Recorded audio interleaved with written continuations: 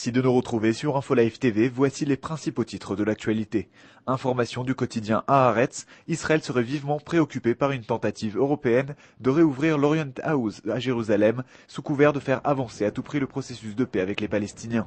Une note interne à l'Union européenne recommanderait ainsi d'intensifier la pression sur l'État hébreu en 2009 et d'obtenir la réouverture des institutions palestiniennes à Jérusalem-Est, parmi lesquelles l'Orient House. Cet ancien QG de l'autorité palestinienne avait été fermé en août 2001 au moment de la deuxième intifada.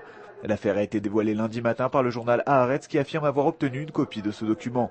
Ce dernier aurait été rédigé en personne par le ministre français des Affaires étrangères Bernard Kouchner, alors que Paris occupe la présidence tournante de l'UE jusqu'au 31 décembre prochain.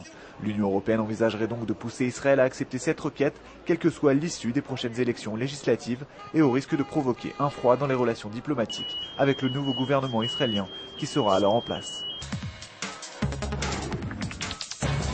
Les dépouilles des 6 Israéliens tués dans le centre Chabad de Bombay sont sur le point de regagner Israël. L'avion de l'armée de l'air qui les transporte a décollé lundi en fin d'après-midi de l'aéroport de Bombay et doit atterrir au plus tard dans la nuit à Ben Gurion. Le processus d'identification des victimes aurait été long et difficile, ce qui a retardé leur rapatriement. Par ailleurs, tous les Israéliens qui n'avaient pas encore pris contact avec leur famille depuis les attaques terroristes de mercredi se sont signalés et sont donc sains et saufs, a annoncé le ministère des Affaires étrangères. La journaliste israélienne Amira Haas, installée à Ramallah depuis de longues années pour protester contre l'occupation, s'est vue ordonner par le Hamas de quitter les territoires palestiniens pour des raisons de sécurité, sans divulguer davantage de détails sur d'éventuelles menaces. L'objecteur de conscience israélienne, dont les articles sont régulièrement publiés par le journal Haaretz, a récemment pris part à une expédition maritime qui avait pour but de briser le blocus de la bande de Gaza, au mépris des mises en garde de son pays Israël.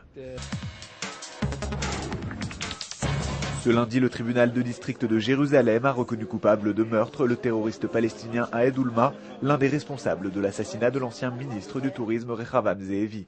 Aed Ulma, au responsable du FPLP, le Front populaire de libération de la Palestine, s'est vu infliger une peine de prison à perpétuité. Rappelons que le ministre Rehavam Zeevi, proche de l'ancien Premier ministre Ariel Sharon, avait été assassiné en novembre 2001 à l'hôtel Hayat de Jérusalem.